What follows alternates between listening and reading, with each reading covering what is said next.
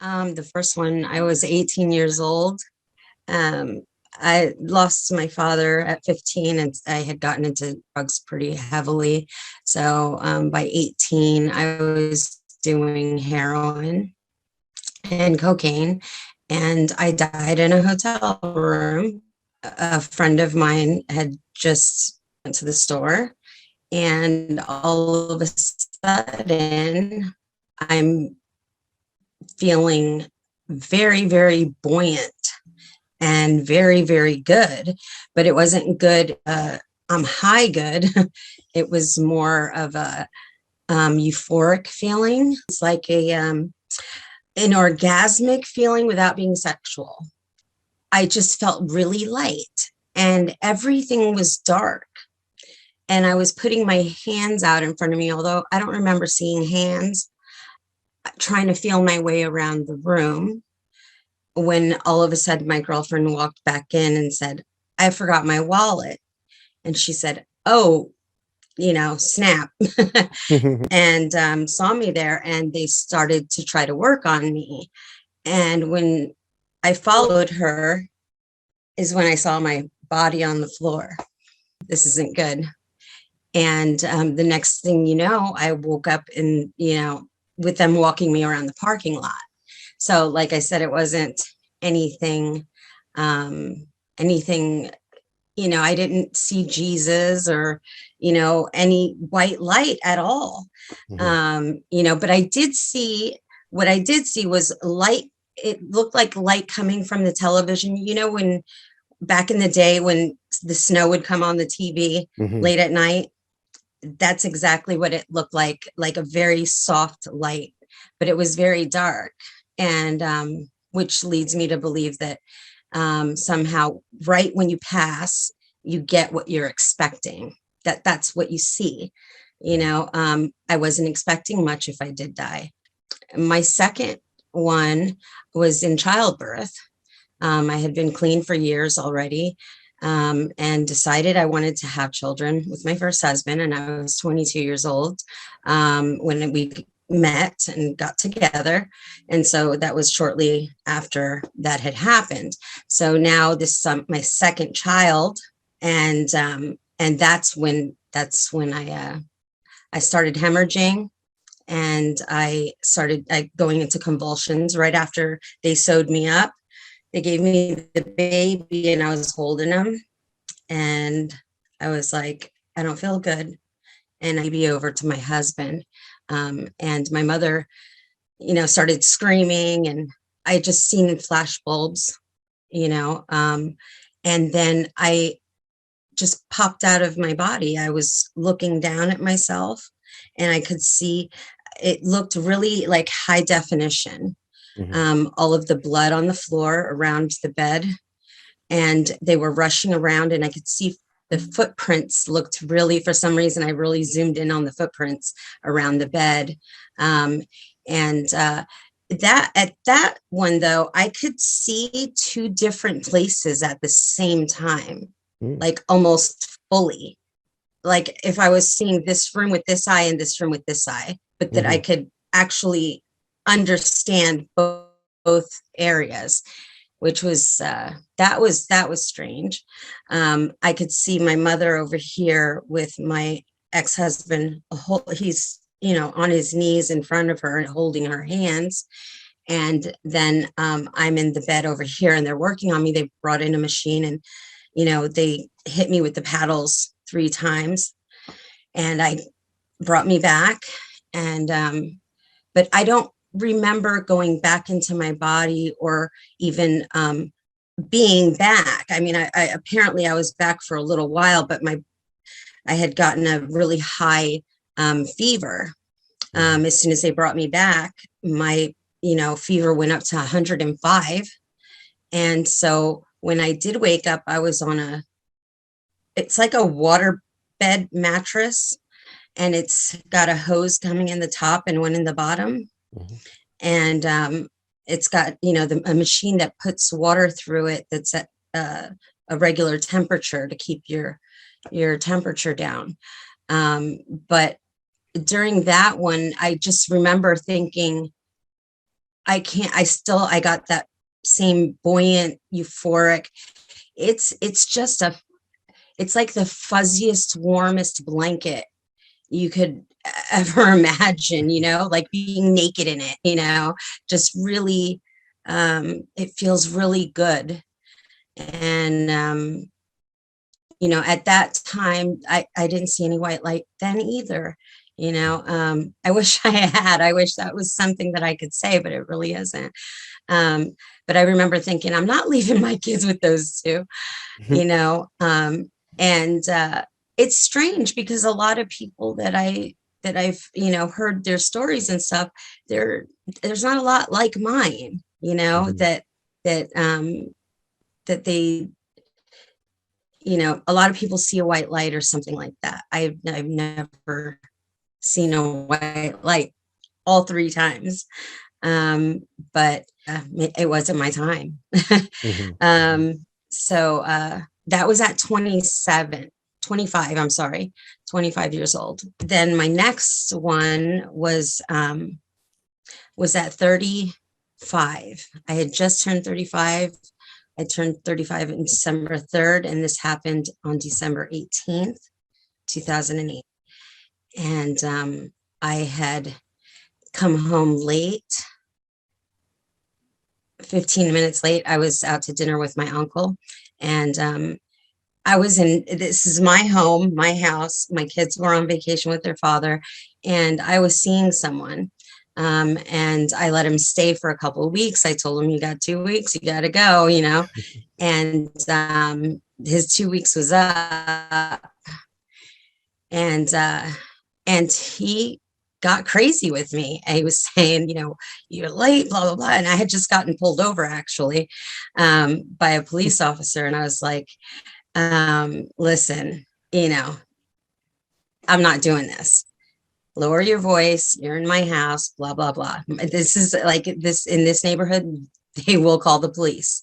So I put my ticket in my basket and I went in my room, closed the door, locked it, laid in bed. And then I'm waking up to him jimmying the lock. And when I sat up in bed, he had hit me with a phone, the house phone, smashed me in my face with it, and broke my nose. And when he broke my nose, we're not really sure. We can't really say if it was the breaking of the nose or if it was me breaking it back into place myself. that severed the main artery in my nose.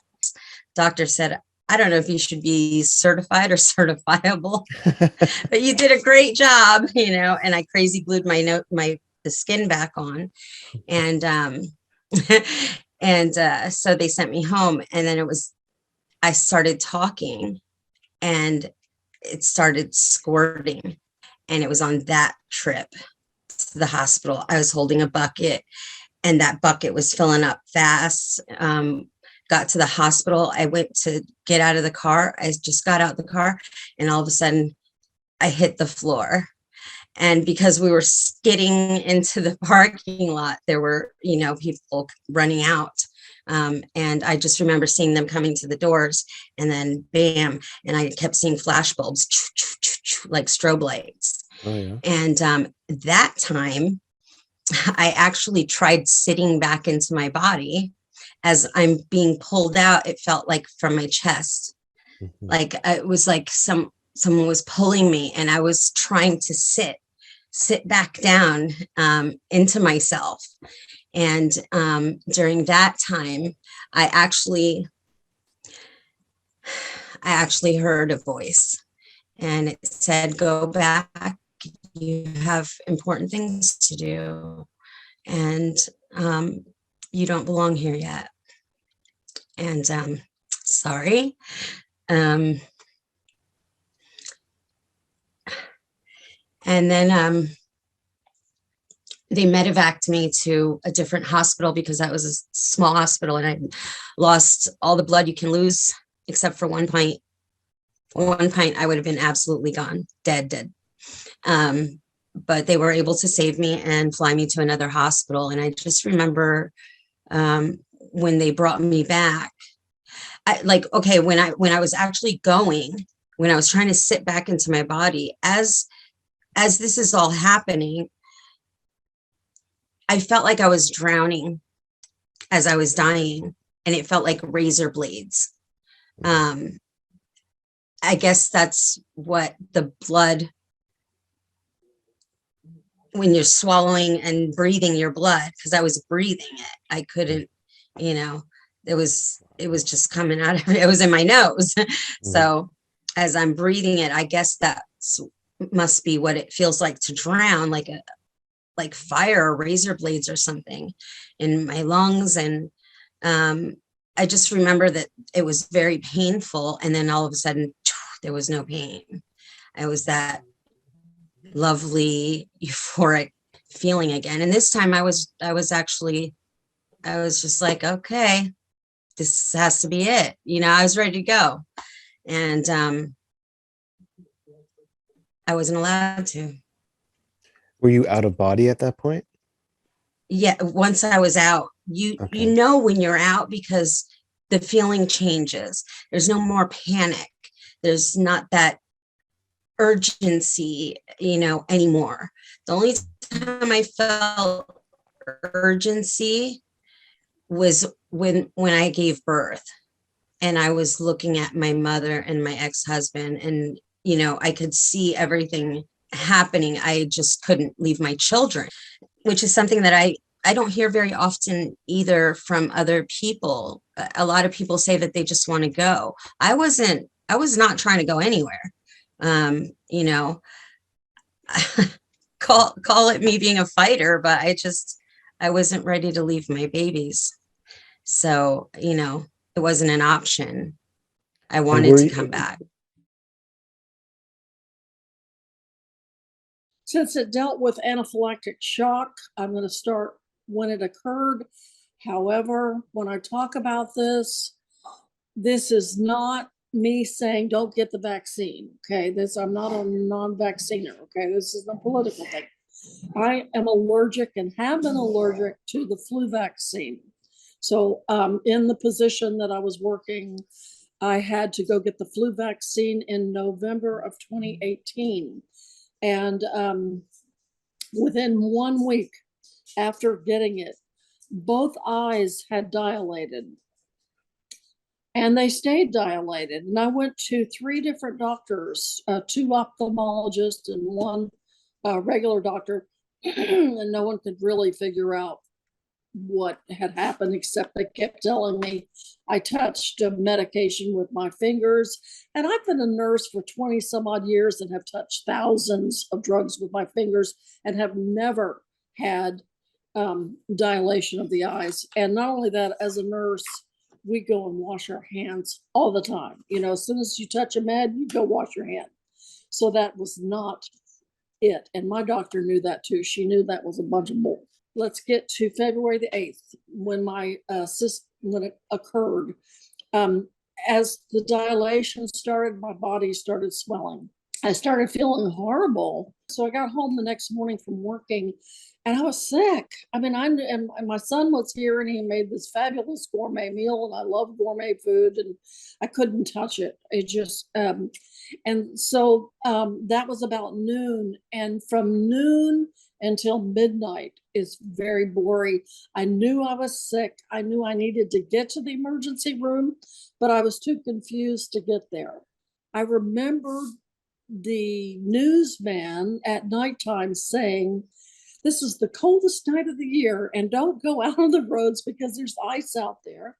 And so I said to myself, well, you just picked a fine night to die. I think before I even finished that thought, I was standing, and I don't even remember hitting the ground. I was gone. And so that was the evening of the 8th. Well, the next morning, my children told me I was on the phone talking to them, which is weird. Okay, I don't know how to put those pieces together, but they called EMS and they worked on me. My son told me they worked on me for an hour before they got me to the hospital. The hospital's 12 hours from the house, and they stopped, pulled over often to give me CPR. when I was in the hospital, and I don't know at the time when my NDE started, but I awakened in what I call pods. And I have a picture of it in the book that I just wrote. And in the book, I have them colored, but in reality, when I was there, they were not colored. They were very cloudy. They had a cloudy feeling to them. And so we each have our pod, and inside that pod, we do our creation. Okay. So that pod is actually our consciousness pod. And later we'll get into that pod being in the Akashic library, which at the time I did not know what the word Akashic meant. In that Akashic field is where we create everything that we know. Okay, we create our world. So I suppose if you were religious, you would create your world, you know, what you believe and what you think. If you're like me, you might create your own world. My whole NDE was more, I call it scientific and mathematical, even though I saw incidences that were with beings. And so I woke up and I had gotten out of my pod and I had said out loud, hey, I'm awake now. I need to get out of here. And immediately something or someone came to me. I didn't see them. And they took me out of the pod and set me down. And when I sat down, where I stood up or whatever I was doing, I was immediately, and let me back up here. There is no time. I know you've heard that before, but in the pod, in our consciousness, in the afterlife, there is not a timeline. There's only a timeline here. So when I give you the events, it sounds like it's on a timeline, but in actuality, I don't know. I don't know what came first, second, or third. It's just that my brain put it together in this order because it makes sense, okay, to me. So I'm standing at these mountains, and there's volcanoes, and I'm alone, and all of a sudden I see blood pouring out of these volcanoes, and I'm like freaked out. I said, am I in hell? And I looked over, and there's a very tall Asian man. He's got a hat on, and he's got a long stick. And I said, am I in hell? And he says, do you think you are? And I said, well, I don't know, is it? He says, no, you're at the cleansing pool. And I said, oh, okay. I said, well, is that blood? Is that? He said, yes. I said, well, does it hurt? He said, did it? And I said, no. He says, well, every time you ascend, and he didn't say the word ascend, but every time you go up, you have to come and get cleansed. So each step of your way, you will come to get cleansed. And I said, okay, great. So with that, I was at the next scene. And again, I don't know if it's on the timeline. I'm standing in a desert, and I'm looking out into the desert, and it's not hot. There's no temperature, but the sand is very dry, and I am alone. And I look off into the distance, and I mean, there is a huge stone. I say it's about 18 feet high and really, really thick. And it's dark, and it's very matted looking. And from the distance, it rolls up to my feet. And I'm looking at it, I touch it, and it's just stone. It's just solid. And I look at it, I'm thinking, well, what does it mean? It has no writing on it. There's nothing on it. And all of a sudden, the 5 to 6 o'clock position on the stone opens up. And I look inside, and it's like inviting me, come on in. And so I painted, in my book, I painted a picture of it. So I walk into the 5 or 6 position, and this is where I meet the being that I'm with. And it was, hi, how are you? There was no, we just knew each other. And I couldn't tell if the being was a male or female. And my daughter has said to me, Mom, that's your mother. And it actually, the being could be. I don't know. They don't identify themselves, but there is a common, so good to see you feeling.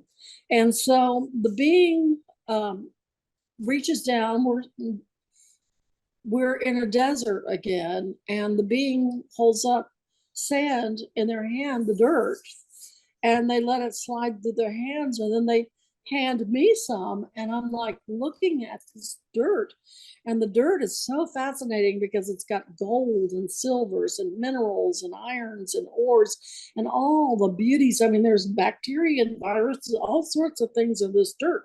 I'm just letting it sprinkle from my hands, and as I do that, I can see into a quantum existence of what's beneath our feet. Is just, I mean, we're living in a 3-dimensional world, and what's all around us is so many more dimensions. I mean, it's just layered upon layered upon layered, and just fascinating. And so from there, we proceeded to the Sumerian tablets, and I wanted to get to the Sumerian tablets because that meant more to me than any part of this journey, I believe. And I recognized that I had more than likely been there at the forming of those stones, and I knew they became so familiar to me, and I knew that I had been there. I knew that I had read those tablets, and they meant so much to me.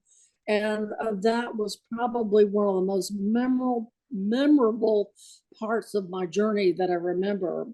And so my guide said, come on, let's go. And we weren't in a hurry, but the guide was thrilled. Come on, there's a lot to see. You're going to love seeing this. And I said, okay.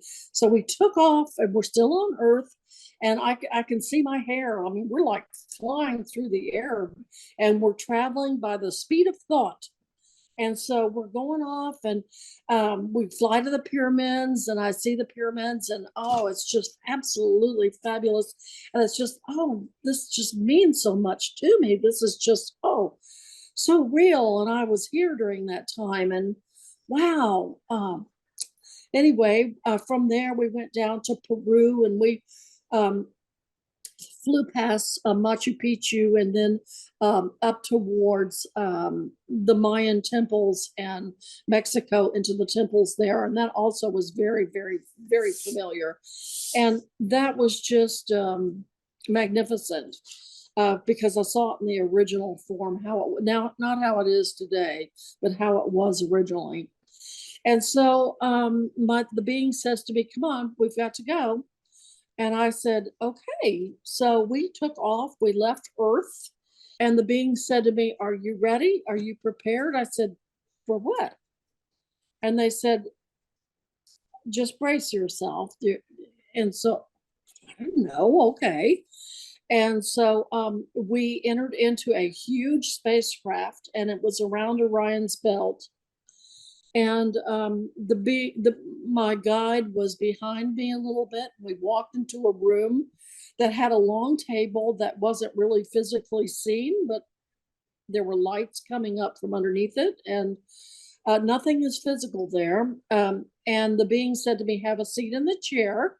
And there was no chair, but I sat down, and suddenly I stood up because in walked 5 beings of alien or ET, and I was just, wow. And I was like a child, and I said, who are you? Our human DNA? And they going, yes, we are. And so they're 5. So I took it that the 5 meant they were over all human beings. I could be mistaken because they might only be my DNA, but initially I thought, oh, they're over everybody. And so there were 5 of them, and they were very serious. They were not necessarily friendly. The one on the end was the friendliest. Okay, there were 5. At the furthest end from me was a very tall white being, never gave me eye contact. They had books or something in their hand and they sat down. Being number 4, I never actually remembered. Number 3 was bluish in color. Seems to me that it had beak and real birdie kind of eyes.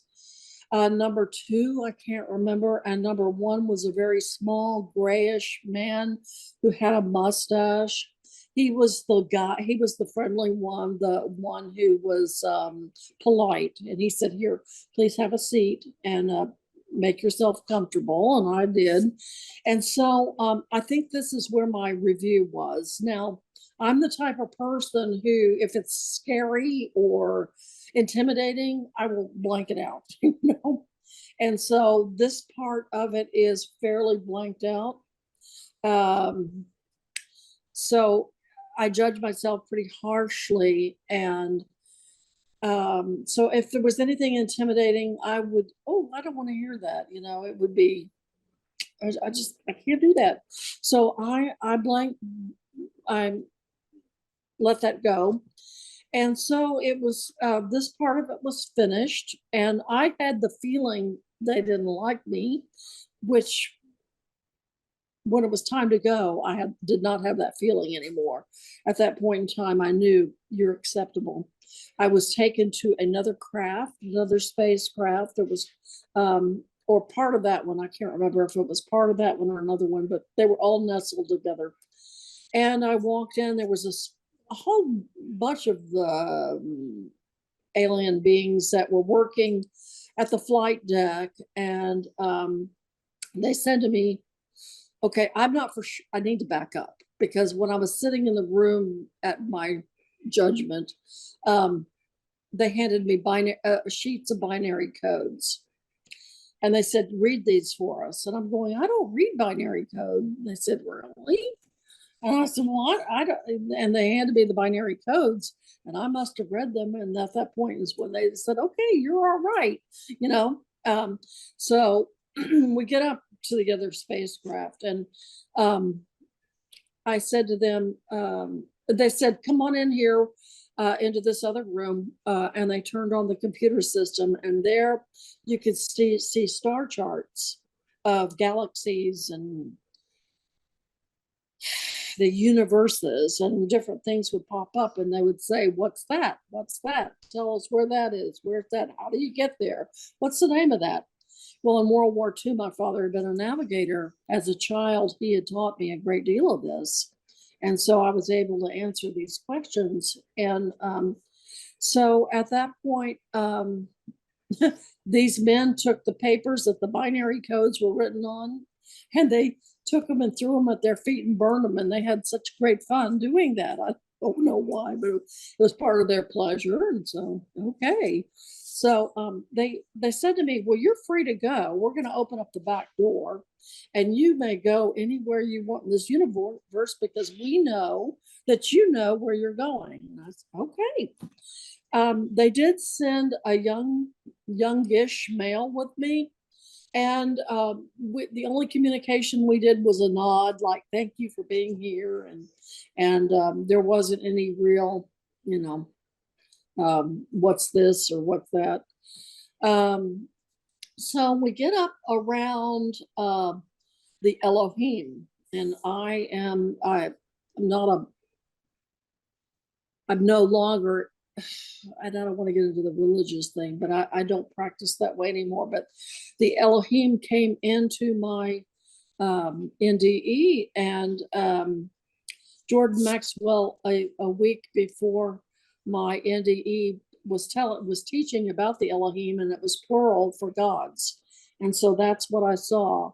I saw that in the outer edges of the universe. And the Elohim itself looked like a witch's wand. It was very silvery light, okay? And off the end had tentacles, lights, you know, where the sparkles at the end, and the Elohim would cast across the the skies, these numbers, these formulas, these algebraic formulas, physics, and all things. He was showing me how everything is. And Saturn to Jupiter, from Jupiter to Earth, there were numbers that were constantly changing and moving. It was the dynamics and the pressure and everything involved in the heavens, and including us, the human life, whether we took a breath or we moved, or me speaking or you speaking, or everything was energy. So I've had two near-death experiences where I was actually gone. One was very quick, and I don't like to use time words when I talk about them, because like time really sort of disappeared for both of them. It wasn't, when I say quick, it felt like forever, but it was different than the long one. The long one, I was physically dead longer, and the quick one, I was physically dead for a shorter amount of time. So the short one, I'll just mention first, that actually, it happened after the long one. It happened in 2009 when I had my son and I was getting a C-section. I had a reaction to the anesthesia that they use for a spinal for a C-section, and my heart stopped. So I was sitting up when they administered the spinal, and then I apparently fell over. And what I saw was sort of chaos in the room, and a doctor getting on top of me and compressing my chest. And that's what happened. And I had bruises on my chest when I did come to. But it reminded me, and the sort of the impression I got was like Russian dancing bears, like the chaos of bears dancing around me, sort of a thing. But I was watching it all happen, and it was almost like the doctors were the bears and they were dancing around me and they were trying to bring me back. And it was all pretty fast. And it felt like a long time, like I was watching a performance. But then I came to, and it was just like, I actually felt pretty good after. So, I mean, my chest hurt and there was pain, but it was in a good mood. So I don't know. And that's all that really happened with the second short experience. The first experience I had was in 2007, and it was related to pregnancy as well. I don't know to this day why it happened. There's lots of questions that I've asked that I haven't gotten answers to from doctors, but essentially I got sepsis in my uterus, and that was transmitted to my baby. It was about the second trimester.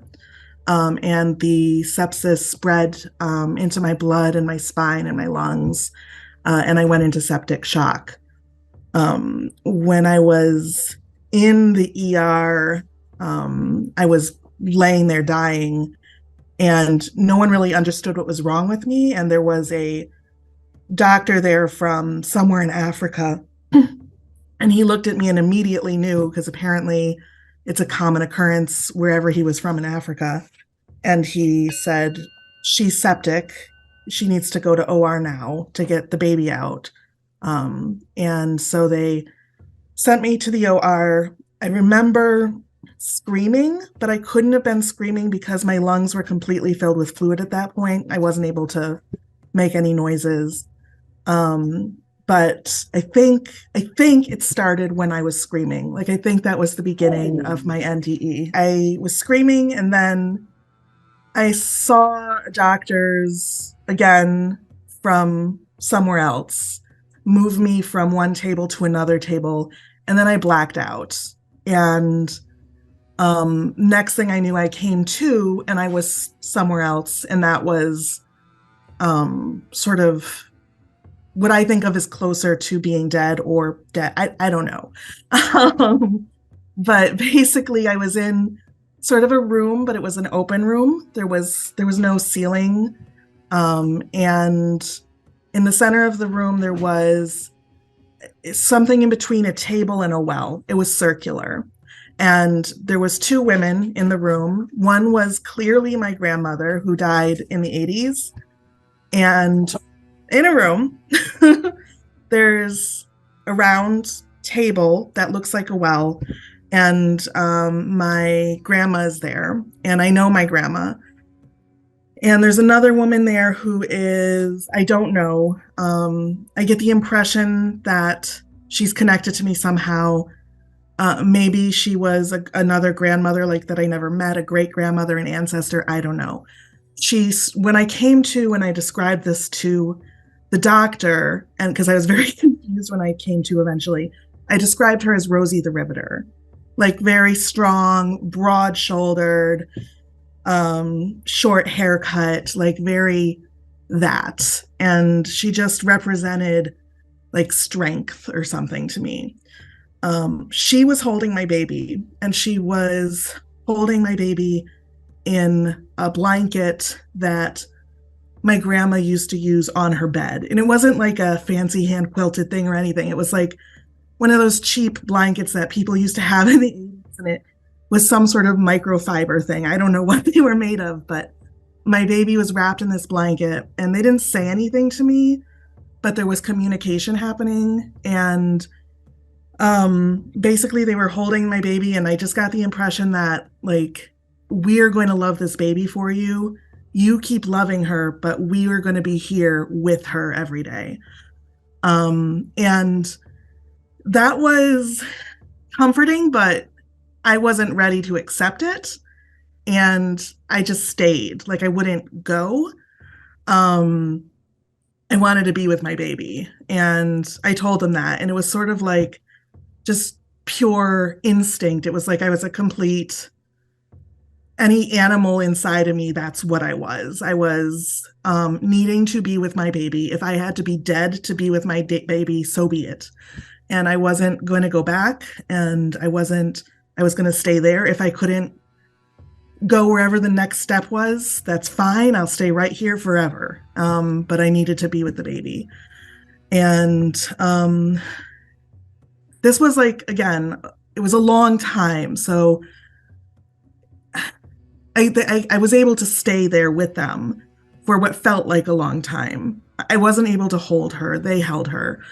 They comforted me. And it was really like being surrounded by comfort and by love from them.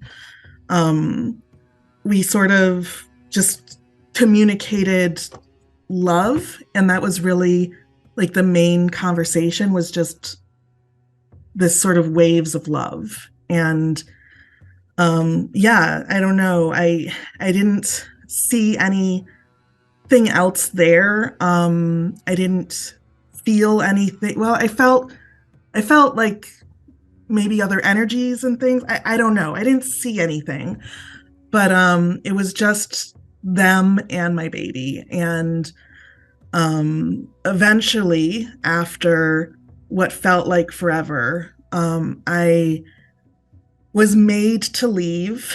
A man came into the room, and he wasn't threatening or anything. He didn't seem angry or anything like that, but he was wearing a long coat. His face wasn't really there. Like, his features were sort of in a shadow.